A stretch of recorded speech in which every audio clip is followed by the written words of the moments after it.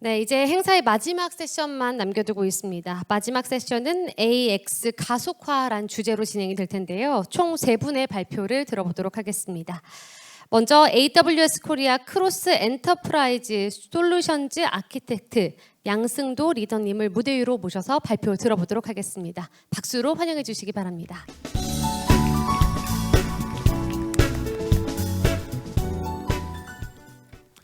소개받은 양승도라고 합니다. 반갑습니다.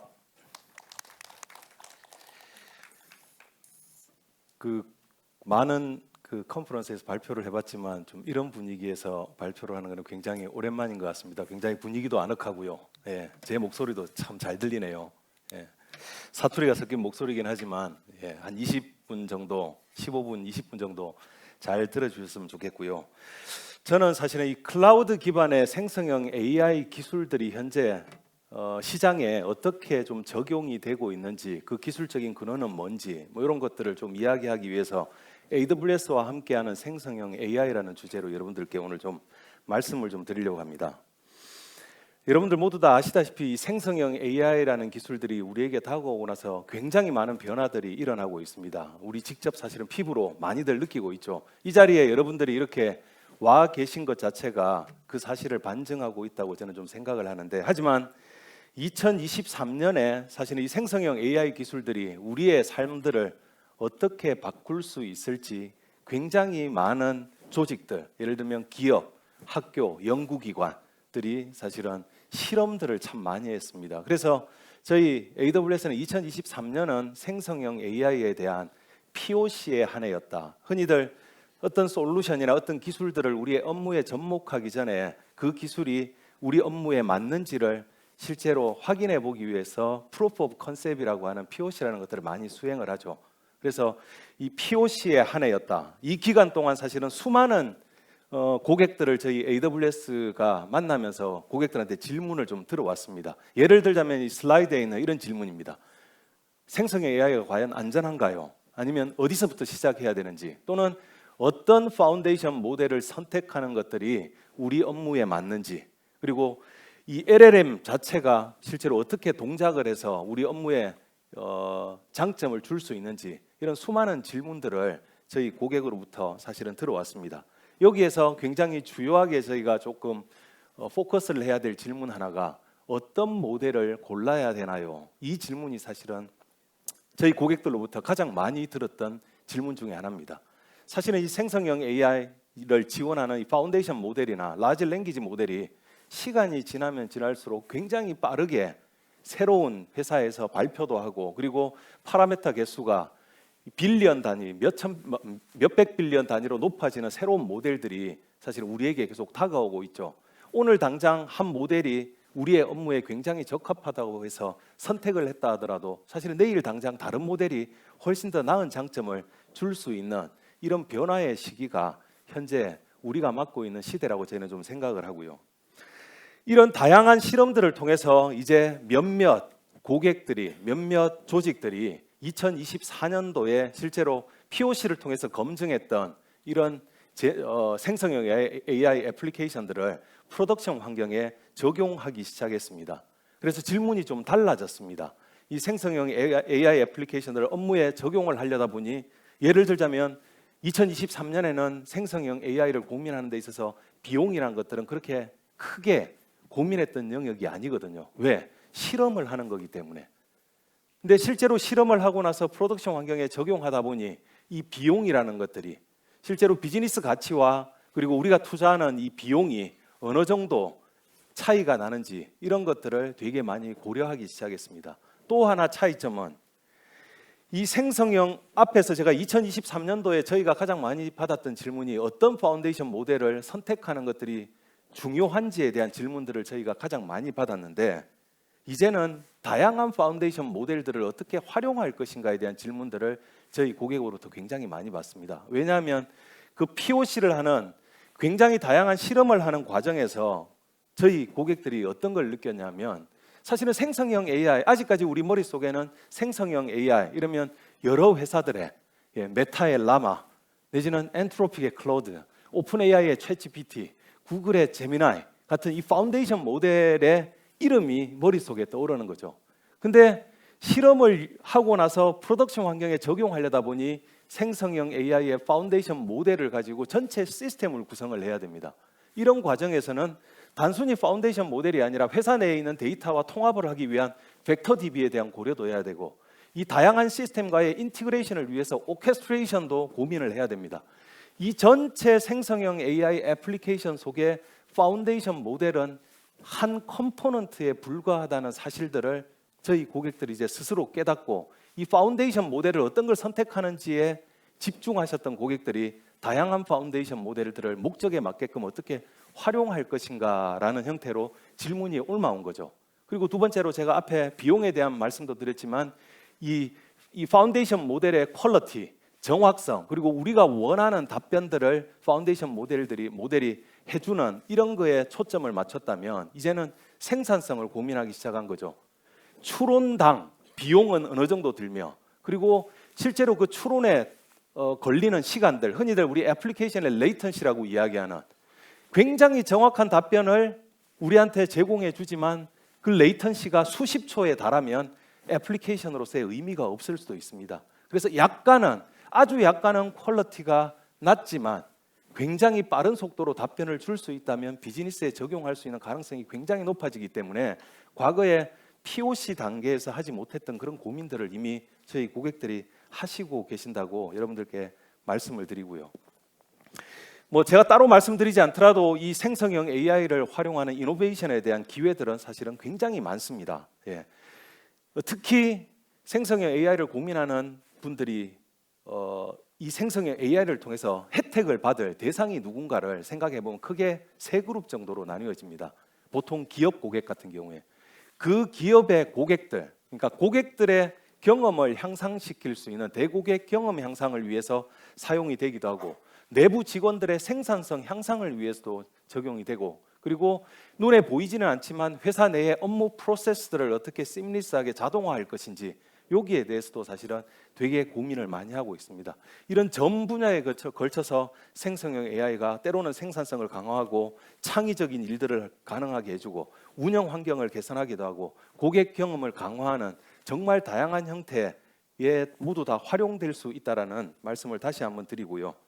아마존은 역사적으로 25년 이상을 머신러닝과 아티피셜 인텔리전스에 굉장히 많은 투자를 해왔고, 실제로 애플리케이션에 적용해서 고객들한테 서비스도 굉장히 많이 해온 회사 중에 한 회사입니다. 근데 이제 대표적으로 생성형 AI 관련해서 몇 가지 사례들을 잠깐 말씀을 드리면, 여러분들이 아마존닷컴에 쇼핑을 해보신 분들은 이미 아실 겁니다. 이 애플리케이션에서 지금 지원하고 있는 고객들의 수많은 리뷰와 Q&A 데이터를 통해서 훈련된 쇼핑 전문 어시스턴트인 루퍼스라는 것이 이미 아마존닷컴 쇼핑에다 통합이 되어 있습니다. 그래서 실제로 자연어 기반으로 내가 원하는 물건들을 검색하고 추천받고 이렇게 쇼핑들을 할 수 있는 이런 서비스를 제공을 하고 있고요. 두 번째로는 아마존닷컴이 아주 오래전에 사실 이커머스라는 이 플랫폼에 있어서 고객들의 리뷰라는 것들을 어떻게 비즈니스에 활용할지를 정말 오래전부터 고민해서 많은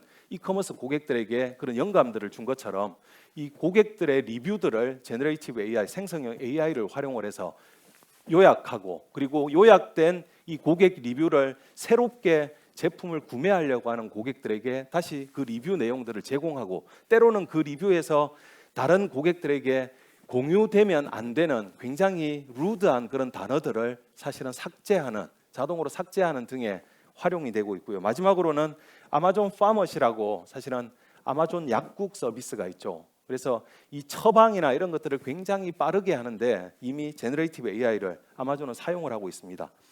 국내 기업에서 이 생성형 AI를 최근에 접목시켜서 비즈니스에 혁신을 하고 있는 몇 가지 사례들을 짧게 말씀드리면, 첫 번째로는 두산 이노베이션입니다. 두산 이노베이션은 생성형 AI 기반의 이 EDS, 즉 장비 점검 서비스 시스템이죠.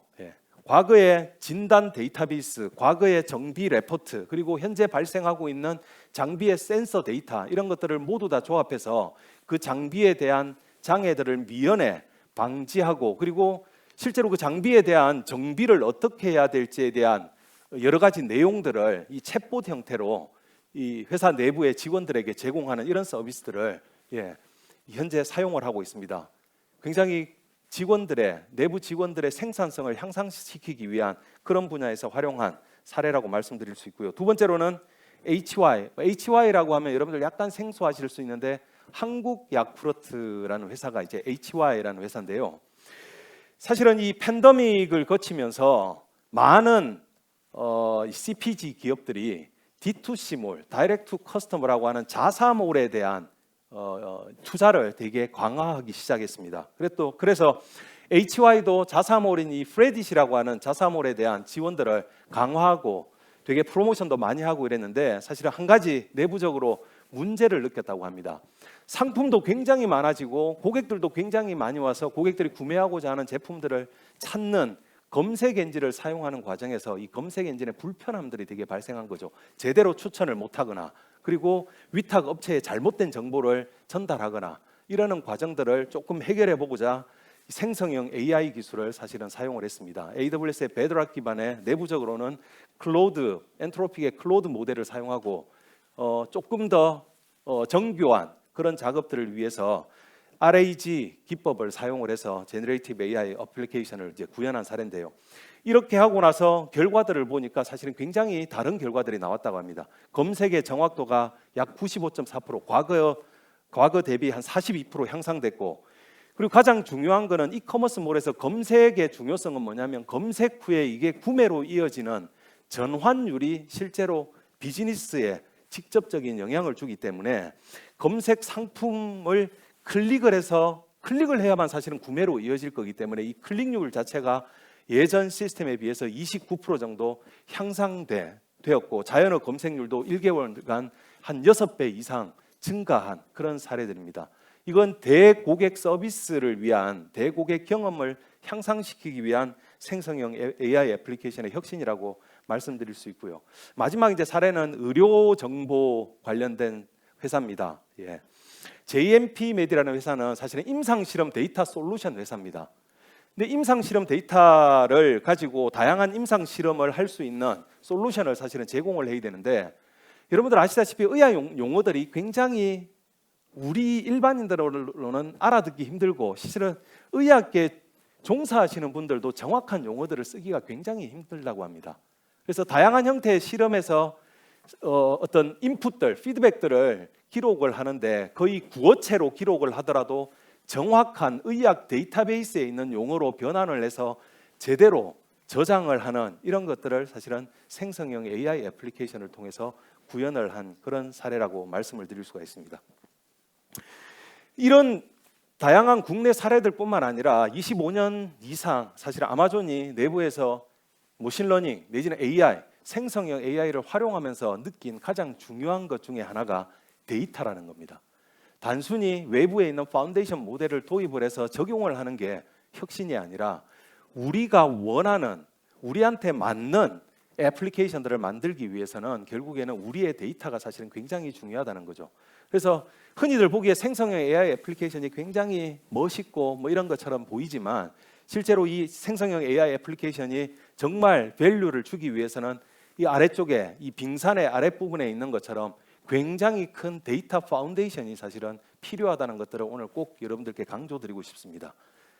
이 데이터 파운데이션이 있어야만이 굉장히 제너럴하고 일반적인 누구나 하는 생성형 AI 애플리케이션을 개발하는 게 아니라 우리의 비즈니스와 우리의 고객을 이해해서 가치를 제공할 수 있는 그런 생성형 AI 애플리케이션들을 개발하고 운영할 수 있다고 말씀을 드릴 수 있습니다.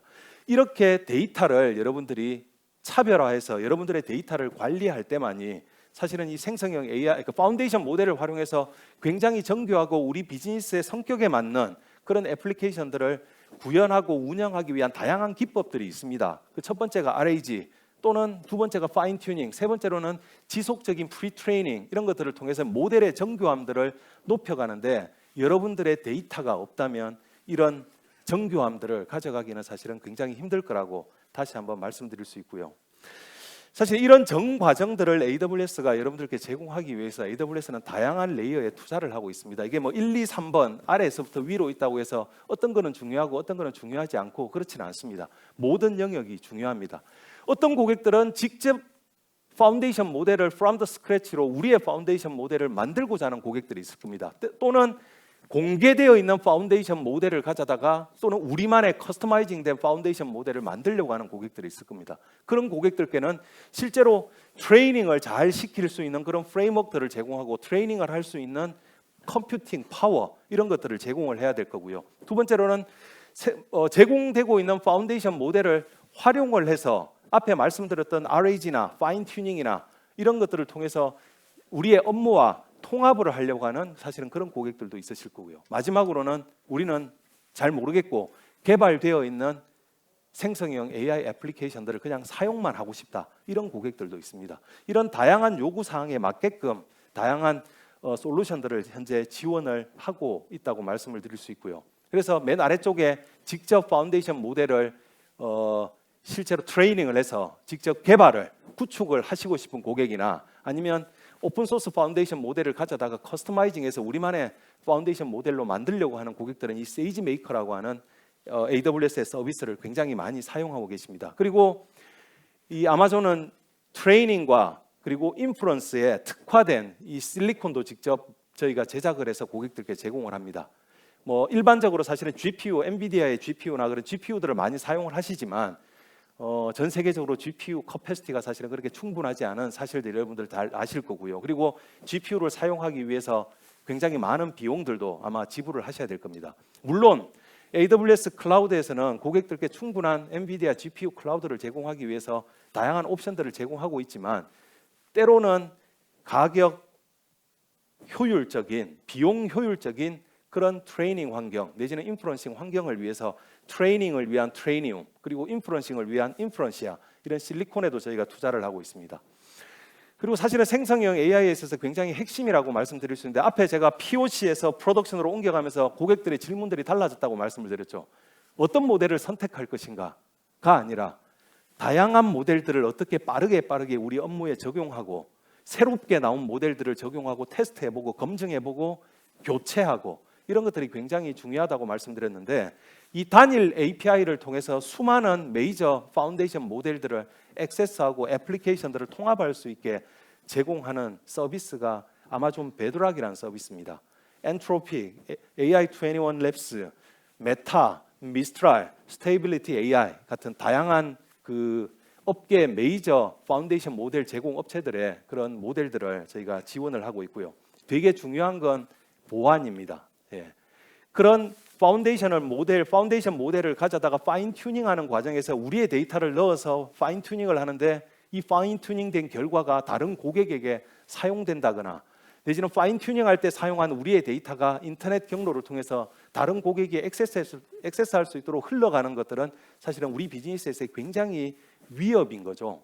그래서 여러분들의 데이터는 항상 안정적으로 여러분들의 VPC, AWS 내의 VPC에 이 자리할 수 있도록 하고 그 파운데이션 모델을 커스터마이징 했을 때 여러분들의 프라이빗한 파운데이션 모델을 따로 생성해서 여러분들만 사용하실 수 있도록 제공해 드리는 그런 서비스라고 말씀을 드릴 수 있고요. 시간이 다 됐네요. 마지막으로 한 가지만 더 말씀을 드리면 오늘도 그런 이야기 되게 많이 있었을 거라고 예상이 됩니다. 책임 있는 AI, Responsible AI. 사실은 생성형 AI에 대한 고민들을 계속하면서 Responsible AI에 대한 이야기들이 굉장히 많이 나오고 있는데요. 이 파운데이션 모델을 사용하다 보면 예기치 않은 답변들을 고객에게 제공하는 뭐 이게 비단 할루시네이션이 아니라 하더라도 우리의 회사의 가이드라인에 맞지 않는 이야기를 고객들께 전달하는 경우가 있습니다. 그 대표적인 예가 그렇습니다. 금융기관에서 사용하는 생성형 AI 애플리케이션에서는 특정한 금융 상품을 고객에게 추천하면 안 된다는 것들이 금융 쪽에 가이드라인에 있습니다. 설명은 할 수 있지만 이 상품을 당신이 이 상품에 투자를 한다면 이 정도 수익을 얻을 수 있을 거다라고 강하게 추천을 했을 때 그 고객은 굉장히 나쁜 경험들을 얻을 수 있을 겁니다. 그래서 금융 고객이 사용하는 이 생성형 AI 애플리케이션에서는 그런 것들을 추천하면 안 된다라는 것들을 저희 베드락의 가드레일로 만들어 놨으면 어떤 파운데이션 모델을 사용하든지 베드락의 API를 통해서 전달되는 답변에서 그런 특정 상품에 대한 추천 같은 것들은 매스킹이 돼서 고객에게 전달되지 않도록 하는 이런 굉장히 책임 있는 AI를 위한 그런 서비스까지, 그런 기능까지 담고 있다고 말씀드릴 수 있고요. 여러 가지 내용들은 좀 생략을 하고 이 장표에 대한 말씀을 좀 드리고 싶은데요. 앞으로 생성형 AI가 좀 어떻게 될 건가? 지금까지 POC 그리고 올해는 프로덕션 마인드셋을 가지고 굉장히 많은 고객들이 실제 업무 환경에 생성형 AI를 적용하고 있다고 말씀드렸는데 저희는 좀 이렇게 보고 있습니다. 첫 번째로는 단위 태스크에 대한 아주 심플한 잡에 대한 생성형 AI 애플리케이션 적용이 아니라 예를 들자면 단위 태스크들을 하나의 워크플로우 형태로 묶어서 처음부터 끝까지 에이전트 방식으로 생성형 AI 애플리케이션들을 구현하고 운영하는 이런 것들로 점점점 저희 고객분들의 고민들이 옮아가고 있다는 걸 저희가 알고 있습니다. 두 번째로는 단순히 텍스트뿐만 아니라 여러분들 이미 아시다시피 이 멀티모달에 대한 관심들이 점점 높아질 것이다. 이미지를 제너레이션하고 보이스나 비디오에 대한 이 생성형 AI 영역까지 점점 넓어지고 있고, 세 번째로는 앞에 말씀드렸다시피 단일 모델이 여러분들의 모든 요구사항을 다 충족시켜 줄 수 없기 때문에 다양한 모델들을 어떻게 쉽게 그리고 빠르게 사용할 수 있을 건가에 사실은 초점이 맞춰질 거다. 그리고 마지막으로는 AI 정책과 표준과 관련된 고민들을 끊임없이 할 수밖에 없다라는 말씀을 드리고요. 그래서 마지막으로 이렇게 전략적인 재현이라고 제가 말씀드린 한 4가지 꼭지 좀 적어왔습니다. 조금 더 눈을 열고 지속적인 실험을 하는 그런 문화들을 조직 내에서 계속 유지하셔야 되는 이런 것들이 굉장히 중요합니다. 파운데이션 모델 말씀드렸지만 오늘 이게 이만큼의 파라메타를 제공하면서 매개 변수 제공하면서 가장 좋은 성능을 보이지만 사실은 일주일 이후에 또 다른 파운데이션 모델이 나오거든요. 그래서 좀 유연하게 대처하기 위해서 눈을 크게 뜨고 오픈된 마인드로 생성형 AI를 바라봐야 되지 않을까. 그리고 혁신에는 언제나 유연성이 필요하기 때문에 사실은 특정한 곳에 좀 종속성을 없애야 된다. 그리고 세 번째로는 하나의 모델이 여러분들 모든 요구사항을 절대 만족시킬 수 없다는 것들을 유념해 주시라. 마지막으로 이 아마존이 사실은 가장 잘하는 건데 뭔가 혁신을 구현하기 위해서 우리 머릿속에 있는 혁신들을 계속 끄집어내는 게 아니라 우리의 고객들이 과연 어떤 혁신들을 원하는지 고객으로부터 시작해서 반대 방향으로 거꾸로 저희 이제 표현으로는 워킹 백워드라고 하는데 정말 고객들이 원하는 것로부터 혁신들을 생성형 AI를 통해서 어떻게 구현해낼 것인가를 고민하는 것들이 중요하지 않겠는가라는 말씀을 드리면서 마치려고 합니다. 감사합니다. 네, 양승도 리더님 감사합니다. 잠시 안내 말씀드리겠습니다. 사용하신 리시버는 관을 5관을 나가실 때 반드시 무대 앞쪽에 반납하시고 나가주시면 감사하겠습니다. 이어서 두 번째 발표로 넘어가 보도록 하겠습니다. LG화학 HQ DX 담당 박진용 상무님을 무대 위로 모시겠습니다. 따뜻한 박수 부탁드리겠습니다.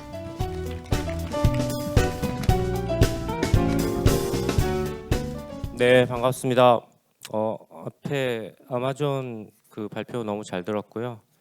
트러스터블 AI를 말씀하셨는데 스피치에 트러스터블 타임박싱을 안 지키셔가지고 제가 제 스피치를 가능한 한 줄일게요. 한 10분 정도로 줄여서 그렇게 하도록 하겠습니다. 집에 들어가시는 시간은 지켜드려야 되니까. 네, 그리고 제가 오늘 준비한 내용은 사실 어떤 솔루션이나 기술 이런 얘기는 아니고요. 제가 LG화학이라는 회사에 AX 전사 AX를 총괄하는 입장입니다. 과거에 IBM의 AI 컨설팅 부서 임원이었다가 2002년도에 LG화학을 왔어요. 그래서 그 이후에 LG화학 전사의 AI, DX, 디지털 트랜스포메이션을 어떤 방식으로 전파했었는지 그리고 지금은 무엇을 하고 있는지 그걸 좀 말씀드리겠습니다. 순서는 간단하게 이렇게 돼 있고요. 바로 들어갈게요. 중요한 점은 왼쪽에 보시면 의외로 LG화학이 어떤 제품을 만드는지 잘 모르시는 분들 계셔서 석유화학이 근간입니다. 페트로케미칼. 두 번째 첨단 소재, 양극재 만들어요. 배터리 소재 중에 가장 비싼 거고, 그리고 첨단 소재에서 만드는 엔지니어링 머티리얼이 여러분들이 각자 자동차에 타시면 실제 가죽이나 유리 말고 대부분이 이제 저기서 만들어진 게 거기 장착이 됩니다. 그리고 그 밑에 생명과학이 있어요. 저희 제약회사입니다. 예, 저희 제약회사가 가지고 있고요. 여기 여성분들도 있으신 것 같은데 필러가 아마 국내 1인 거로 알고 있어요. 예. 그다음에 소아용, 류마티스 관절염 이런 약들도 몇 가지를 가지고 있습니다. 그리고 자회사의 에너지 솔루션 너무 잘 아시죠? 자동차 배터리 만드는. 그래서 이거를 말씀드리는 이유는 저희는 가장 중요한 게 새로운 소재를 발굴하고 그거를 프로덕션으로 만드는 과정, 그러니까 R&D와 제조, 생산, 매뉴팩처링이 가장 중요한 회사입니다.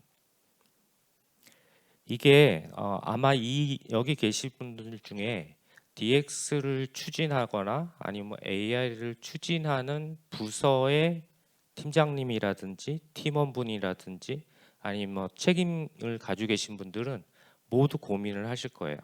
회사에서 CEO 분들은 우리 회사 뭐 하니 이런 얘기를 해요. 근데 실제로 우리가 그거를 추진하려고 보면 이런 어려움들이 있습니다. 전문가들 그룹 만들어야죠. 그 다음에 이게 현업들한테 정말 비즈니스에 도움이 됐다 이런 얘기도 들어야 되죠. 그 다음에 그 개발 과제를 하는 과정이 비용이 이펙티브하게 나야 됩니다. 이 모든 회사들이 똑같은 일들을 하기 위해서 고민하고 있는 상황이고, 그래서 저희는 일단 각각의 질문, 챌린지별로 어프로치는 이렇게 정했어요. DX 전문가를 무한정 늘리지 않을 거야. 못합니다. 사실은 돈이 없어서 엄청나게 많은 돈이 들죠. 그리고 AI DX도 특정 부서가 리딩할 건 하지만 전사 임직원 모두 이해하고 참여하는 방식으로 가자. 이런 식으로 저희는 커다란 패러다임을 만들었고요. 그 각각별로 디테일한 세부 액션 아이템을 수행을 했습니다. 사진 찍으셔도 돼요. 네. 인증 제도부터 시작해서 그 다음에 두 번째 AI DX 인식도 보면 세 번째 빨간색 라인이 있을 거예요. 제가 내부에 교육 자료를 만들었습니다. AI와 DX를 이해해야 되는, 심지어 임원분들도 이것만큼은 좀 이해해 주세요. 알아봐 주세요. 그래서 만든 다음에 임원용 6시간 교육 프로그램을 만들고 CEO죠. 신학철 부회장님한테 이거 부회장님이 솔선수범해서 교육 한번 미리 받아주시죠 라고 부탁을 드려서 부회장님이 받으니 다른 임원들이 안 받을 리가 없죠. 가만히 있을 수가 없죠. 120명이 따라 받았습니다. 그러면 임원 아닌 담당분들 포함하면 180명이에요. 그분들 자연스럽게 내려갑니다. 그 다음엔 누구겠죠? 팀장분들 다 받았죠. 그러고 나면 팀원분들한테는 자유롭게 하세요라고 하면 알아서 다 하십니다. 왜냐하면 자기 리더들이 다 받은 교육을 저 사람이 무슨 얘기하는지도 모르고 내가 미팅에 들어갈 수는 없잖아요. 자연스럽게 그렇게 돼서 저희는 그게 굉장히 저희 전사의 DX에 대한 이해도를 높이는데 많은 도움이 됐다고 생각합니다.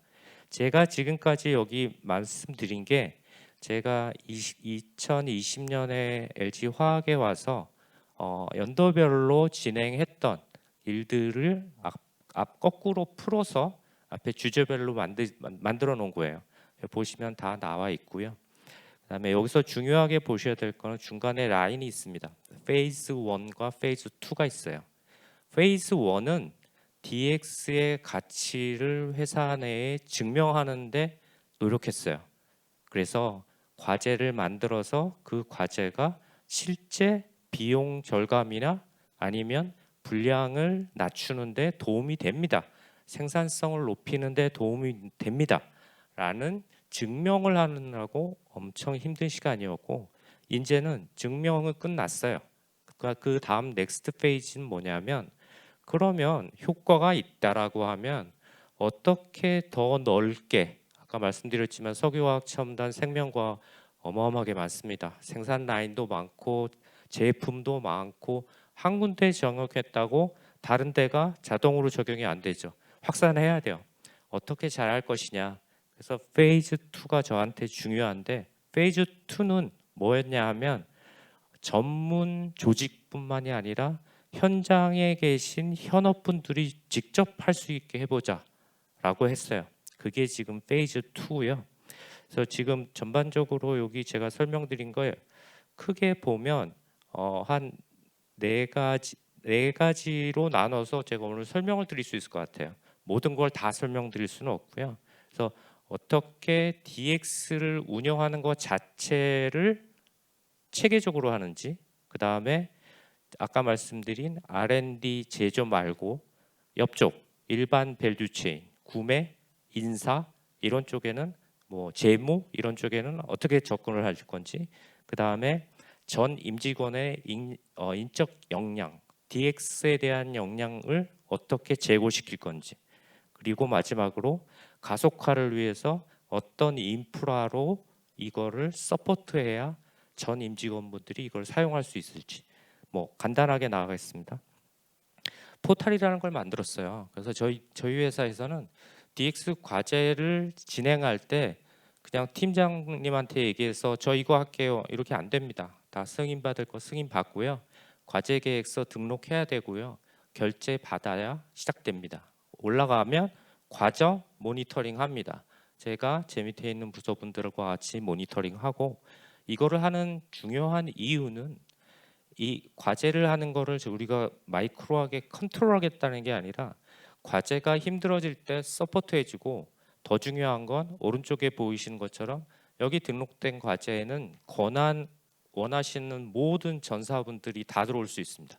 다 볼 수 있어요.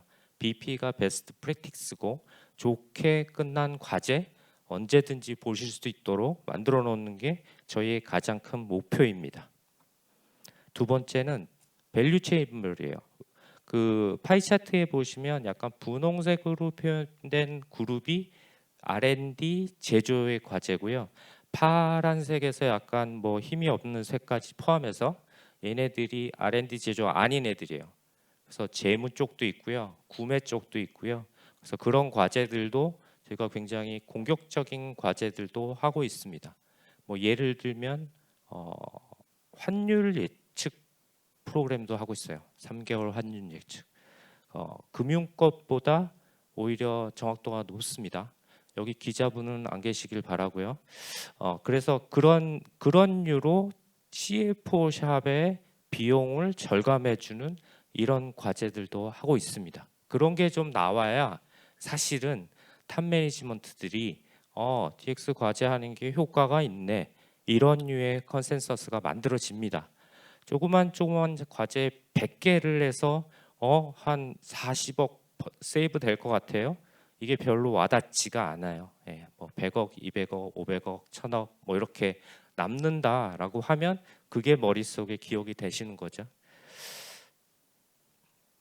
이게 좀 복잡해 보이는데요. 이게 엄청나게 저희가 2년 동안 노력했던 거고요. 역량 강화 부분이에요. 제일 아래쪽에 보면 역량 체계라는 게 있습니다. 이게 저희가 이걸 시작할 때 국내도 포함하고 해외도 포함해서 다른 기업들의 레퍼할 이런 체계가 있는지 찾아봤어요.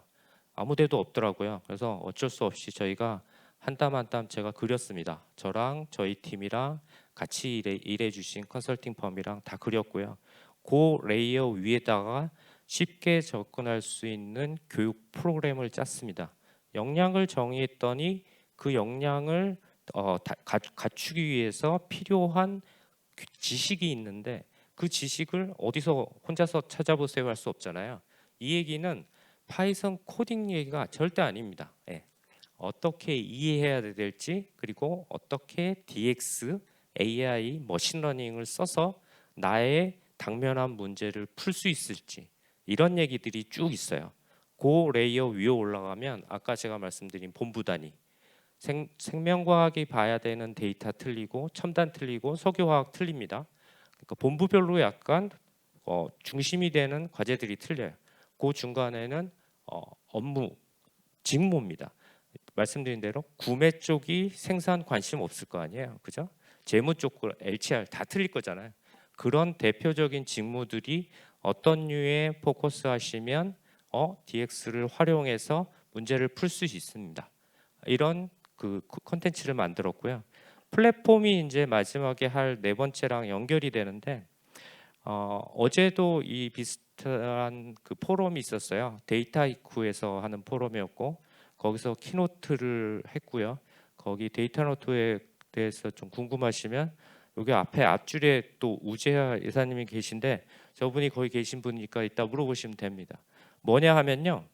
제가 말씀드렸잖아요. 전문 조직만 하는 DX가 아니고 전문 조직을 넘어서서 일반 임직원들도 풀 수 있게 DX를. 그러면 기본적으로 두 가지가 필요합니다. 데이터를 정비해서 잘 모아놓는 작업은 누가 해줘야 돼요. 현업은 이걸 하실 수가 없어요. 데이터에 대한 이해가 없기 때문에. 그래서 그거를 왼쪽에 보이는 레이크에다 모아놨고요. 그 다음에 그걸 가지고 이제 머신러닝을 돌리는 거죠. 그래서 답을 내야죠. 그게 두 가지로 나눠집니다. 위쪽에 있는 게 전문가용, 알파이선 뭐 진짜 자기가 막 잘 써. 그다음에 뭐 그 대학에서 박사 전공했던 분들이야. 그분들은 걱정할 필요 없어요. 플랫폼만 잘 돌아가고 아까 말씀하신 AWS CPU 위에서 GPU 많이 쓸 수 있게 도와드리면 돼요. 그게 전문가용 플랫폼이고 밑에 있는 CDS 플랫폼이 시티즌 데이터 사이언티스트 이래가지고 비전문가 분들이에요. 실제로 공장 생산 현장에 계신 엔지니어링 분들, 그분도 설비를 보고 설비에서 나오는 신호나 운전을 조작하는 컨트롤을 바꿔가면서 결론적으로는 불량이 안 나게 생산성과 수율을 높이는 게 그들의 목표예요. 그래서 그들한테 왼쪽에서 모아놓은 데이터를 다 꽂아놓고 여러분들이 원하는 문제를 푸세요. CDS 플랫폼이 저희가 쓰고 있는 게 데이터 이쿠라는 건데 이건 뭐냐면 데이터를 드래그 앤 드랍으로 갖다 놔요. 그리고 내가 풀려는 문제의 종류를 정합니다. 뭐 이게 클래시피케이션에 관련된 건지 아니면 리그레션인 건지 아니면 뭐 이게 그 양불이니까 클래시피케이션이죠. 클러스터링에 관한 건지 정하고 나면 내재한 10개, 20개, 3, 40개 알고리즘으로 자기가 먼저 돌려놓고 어떤 알고리즘이 가장 정확하게 답을 줄 수 있어요를 말해줍니다. 이게 오토 ML이에요. 예. 그 뒤에 시각화까지 자동화해 줍니다. 굉장히 파워풀합니다. 현업분들 너무 좋아해요. 그래서 저희가 이거를 그 현업에다 저희가 올해 초부터 30명씩 2박 3일 교육을 접수를 받았는데 5분 만에 1년치가 다 끝났어요. 지금 와서 200명 했고요. 연말 되면 한 400명 정도 될 것 같고 그래서 그분들이 이제 실제 4Q부터는 자기들의 자기 문제를 풀고 그거를 해결했다라는 거를 다 모든 분들과 공유할 수 있는 이런 시간이 될 거라고 저는 기대하고 있고 그래서 그렇게 저희가 진행을 하고 있습니다. 그럼 저희가 진행하는 이야기였고요. 시간이 1, 0. 네, 딱 맞았습니다. 고맙습니다. 네, 박진용 상무님 고맙습니다. 네, 사용하신 리시버는 무대 앞쪽에 반드시 반납하고 나가주시면 감사하겠습니다. 다음으로 마지막 세션의 발표를 들어보도록 하겠습니다. 마지막 발표죠. 지코어 코리아 프리세일즈 김진용 팀장님을 무대 위로 모시겠습니다. 박수 부탁드리겠습니다. 네, 반갑습니다. 빠른 바톤 전달 정말 감사합니다, 박진영 상무님. 그리고 사실 저는 가능하다면 앞쪽 세션을 조금 더 길게 해주셨으면 너무나 피부에 와닿는 현실적인 얘기라서 제목이 약간 제가 부끄러워집니다. 하지만 저는 사실 마지막 주자 역할을 해야죠. 그거를 누구보다 빨리 끊어보겠습니다. 중요한 얘기가 굳이 길 필요는 없다고 생각합니다. AI 모델들 나오고 있습니다. 근데 이게 얼마나 됐죠? 깨봐야 2년 된 얘기입니다. 이제는 딸기가 나온다고 하고요. 과연 그것들이 우리 현실에 와닿느냐? 꼭 그렇지는 않은 것 같습니다. 오히려 현실에 와닿는 얘기들은 바로 앞쪽 세션에 있었던 그런 얘기들이죠. 근데 여기에 실제로 AI를 내가 업무에 쓰고 있다 하시는 분들이 얼마나 될까요?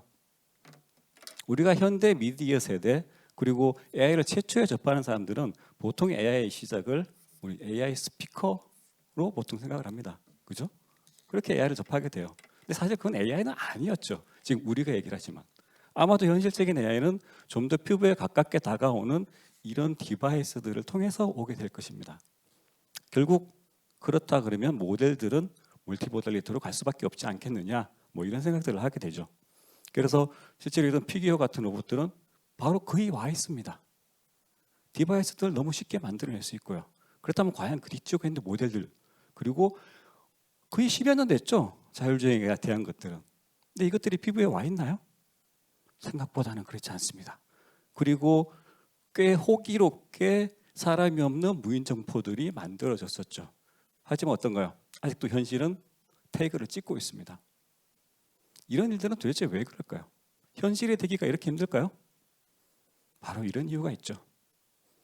안타깝게도 AI는 너무나 많은 컴퓨팅 파워를 사용합니다. 그리고 우리 디바이스들은 그 정도의 컴퓨팅 파워를 내기에는 너무나 무리가 따르죠.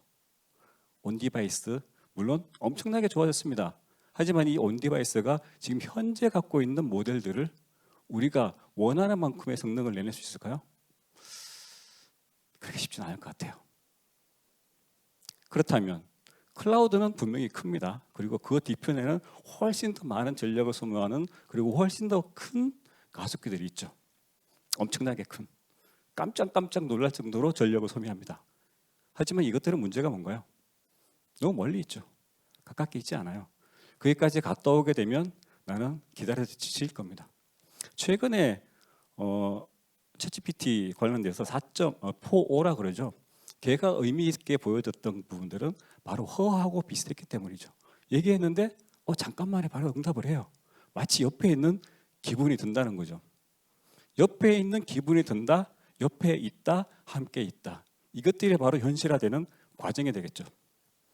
사실 AI가 시작했을 때 우리들은 AI를 무서워했습니다. 왜죠? 잘 모르니까. 모르면 무서워지는 것들이죠. 결국 애들이 가깝게 온다면, 우리와 함께 호흡할 수 있다면 우리는 AI를 두려워할 필요가 없습니다. 앞쪽에서 동일하게 말씀하셨죠. 우리가 안다면, 우리 임원이 안다면, 우리 상사가 안다면 AI를 더 가깝게 느낄 수밖에 없습니다. 근데 일을 도와주는데요. 무서울 이유가 없죠. 그때 필요한 건 바로 응답 시간이라는 거죠. 우리가 흔히 알고 있는 인간들의 응답 시간은 여기 보시면 15ms, 1000분의 15초 정도면 우리는 느리다고 아예 인지를 못합니다. 하지만 응답 시간에 대한 가장 큰 문제를 느끼게 되는 부분은 바로 운전할 때죠. 그러다 보니까 특히나 자동차, 자율주행 같은 것들은 온디바이스로 하지만 좀 더 큰 가속기들이 필요할 수밖에 없고 그쪽에 포커스가 되고 있는 것들이죠. 실제로 꽤 많은 AI 서비스들은 대부분의 시간을 그들이 컴퓨팅을 해내는데 소모를 합니다. 여기 뭘까요? 음성 인식에 대한 것들 200, 300ms. 이 정도면 사람으로 대답했을 때는 얘가 좀 말수가 적구나, 말이 좀 느리구나, 뭐 이 정도로 응답할 수 있을 거예요. 그리고 라지 랭귀지 모델들 사실상 얘는 이 정도면 엄청 빠른 거죠. 거의 몇 초, 꽤 많은 시간들을 기다리죠. 하지만 걔들은 문자로 오니까 저희가 크게 느끼지 못해요. 원래 그렇겠거니 라고 하는 것들이죠. 하지만 그 다음부터가 문제입니다. 인공지능에서 데이터는 이미 고갈이 됐습니다. 얘들은 점점 더 학습을 해야 돼요. 결국은 이 인공지능도 사회로 나와서 여기에서 학습을 할 수 있을 방법밖에 없을 텐데 이들은 결국에는 우리들의 음성을 듣고 우리들을 바라보고 이런 식으로 학습을 하게 될 겁니다. 그때 이 데이터들은 과연 어떤 식으로 전달이 될 수 있을까요? 충분히 빠르게 전달될 수 있을까요? 모델에 따라 달라질 수 있을 겁니다. 그래서 저희가 보는 생각은 이렇습니다. 온 디바이스, 가깝지만 약하고 느립니다. 클라우드, 크지만 멉니다. 가운데를 한번 선택해 볼까요? 가운데 보이시나요? 여기에 엣지라는 개념을 가져갈 수 있습니다. 이 엣지라는 개념은 산업군마다 좀 다른 의미로 많이 씁니다. 근데 여기에서의 엣지의 의미는 멀리 있는 전체적으로 퍼져 있는 클라우드 그리고 내가 갖고 있는 온 디바이스 그 사이의 존재입니다. 예를 들면 우리 집 근처, 이 정도로 생각할 수 있겠죠. 한국 같으면 좀 좁다 보니까 한국의 서울, 부산, 대전 이 정도에 가까운 센터들 이렇게 생각할 수 있겠죠. 그러면 캘리포니아로 안 갔다 와도 되니까 이런 정도의 의미를 가집니다. 그러면 그들은 어떤 것들을 가져가야 될까요? 네, 일단 첫 번째는 빨라야 됩니다. 두 번째는 잘 퍼질 수 있어야 되겠죠. 파워풀해야 되겠고요. 그리고 쉽게 개발할 수 있고 뭐 이런 것들이 이제 필요해질 수 있다 이렇게 볼 수 있겠네요. 그래서 오늘 얘기는 저는 딱 한 가지 말씀드릴 겁니다. 과연 AI가 우리 현실로 들어오기 위해서는 뭐가 필요한가? Edge AI, Edge Cloud, Edge Network, Edge Security 이것들이 모여서 결국 엣지 플랫폼을 만들게 되는데요. 궁극적으로는 어디서 학습을 하든 어디서 추론을 하든 나한테만 가깝게 있으면 됩니다. 그죠? 내가 직접 AI를 불렀을 때, 내가 AI를 요구했을 때 그들이 바로 내 옆에서 응답을 해주면 된다는 거죠. 지금 현재 지코어는 전 세계에 이런 추론 서비스를 즉각적으로 수행할 수 있게끔 그런 엣지 파업을 증설을 하고 있습니다. 누구보다 더 빠르죠. 왜죠? 최종 주자니까요. 기존에는 이런 식이었습니다. 네. 직접 액세스해서 기존의 클라우드 서비스를 만들어내고 파운데이션 모델을 올리고 프레임워크 위에다가 올려주면 걔들을 전 세계로 서비싱을 하게 되죠. 말은 쉬워요. 하지만 가장 어려운 단계가 사실은 서비싱 모델입니다. 단순하게 생각하면 그냥 하나의 AI 서비스를 전 세계에 쭉 뿌릴 수 있으면 좋겠으나 사실상 생각보다 그들의 단계들 그리고 그들의 기술적인 단계들은 단순한 웹 서비스들도 지역마다 국가마다 어떤 팔리스들이 따라야 될 것들이 또 많이 달라질 수밖에 없습니다. 그래서 이것들도 보안까지 생각한다 그러면 더 많은 더 복잡한 일들을 겪을 수밖에 없죠. 지금 저희의 메인은 원래 컨텐츠 딜리버리 네트워크 웹 서비스를 누구보다 빠르게 해주는 그런 일을 했던 회사입니다. 그러다 보니까 그 위에다가 바로 이런 식의 딱 3단계의 AI 추론 서비스를 이미 오픈을 했습니다. 이름하여 Inference at the Edge입니다. 누구나 할 수 있는 AI를 생각한 거죠. 첫 번째 모델을 선택하십시오. 현재는 MVP 서비스다 보니까 모델 자체가 많지는 않습니다. 누구나 해볼 수 있는 정도의 샘플링 모델들이 이제 이 플랫폼에 올라와 있고요. 그들을 선택합니다. 혹은 오픈 모델들 어디에 있죠? 리포지토리 링크 끌고 오시면 됩니다. 그럼 그들이 올라가게 되는 거죠. 두 번째 어디에 서비스 할까요? 한국, 일본, 미국 이런 식으로 선택하시면 됩니다. 마지막으로 그러면 최소로 얼마를 할까? 한 개의 GPU, 2개의 GPU 이런 식으로 선택할 수 있습니다. 그러면 그때 서비스가 될 때 쓴 만큼 차징이 되는 그런 모델이 이미 만들어져 있습니다. 오픈 모델들 너무나 많습니다. 여러분들이 소비자가 아니고 직접 만들어낼 수 있을 때 현재의 언론 같은 그런 환경이 만들어지는 거죠. 여러분들은 유튜브의 소비자이기도 하지만 유튜브의 생산자이기도 하죠. AI의 사용자이기도 하지만 AI의 데이터를 만들어내는 공급자가 되는 것입니다. 그때 지금 우리가 봐야 될 것은 웨이턴시죠. 저희 입장에서는 사실 컴퓨팅 파워를 줄여주지 못해요. 누군가 열심히 또 일을 하고 있겠죠. 근데 그 부분이 가장 큰 부분 Y에 해당하고요. 저희가 가장 책임감 있게 해낼 수 있는 일은 바로 X를 줄여내는 부분입니다. 이 X가 충분히 줄어든다면 온 디바이스와 클라우드 사이의 경계가 사라지게 되는 거죠. 그렇다면 AI 입장에서는 내 작은 가속기, 내 작은 칩으로 모든 것들을 계산할 필요가 없고 좀 더 큰 모델을 마치 바로 옆에 있는 것처럼 돌릴 수가 있게 되는 거죠. 가까워진다는 얘기입니다. 그래서 지금 저희 현재 지코에서는 인퍼런스 엣지 모델을 이미 서비스를 하고 있고요.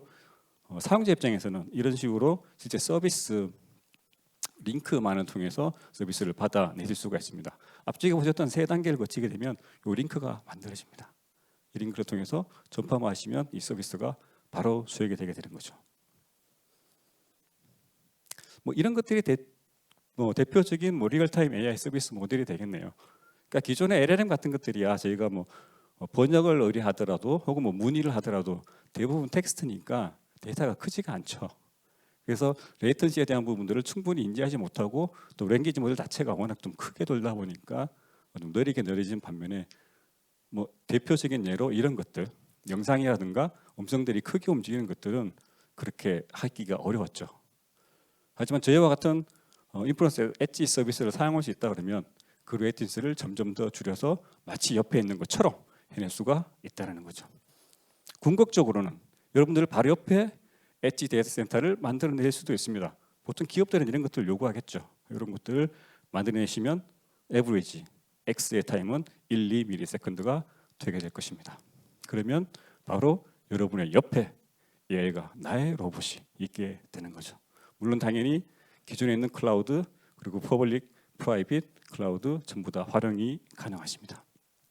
지금 현재는 저희가 전 세계에 있는 엣지 팝이라는 데다가 이 GPU들을 배포를 하고 있고요. 앞으로는 하나에서 완전히 통합된 형태로 가져갈 것입니다. 앞으로의 목표는 현재는 50ms, 앞으로는 이제 후년이네요. 15ms가 목표입니다. 기억나시죠? 사람이 인지할 수 있는 가장 짧은 시간 15ms. 마치 바로 옆에 있게 되는 거죠. 현재 이런 식으로 서비스가 되고 있고요. L40S 3분의 1, 2분의 1, 2개, 4개 현재 이런 식으로 바로 모듈들을 사용할 수가 있습니다. 이런 작품들이 이런 것들을 활용해서 저희 고객사에서 만들어냈던 대표적인 결과들이 되겠고요. 마지막으로 나태주 시인이 이런 얘기를 했죠. 오래 보아야 아름답다. 마지막에 더 중요하죠. 너도 그렇다. 저는 이렇게 생각합니다. 빠르게 보아야, 지금 보아야 행복하다. AI가 그렇다. 저는 그렇게 생각합니다. 감사합니다.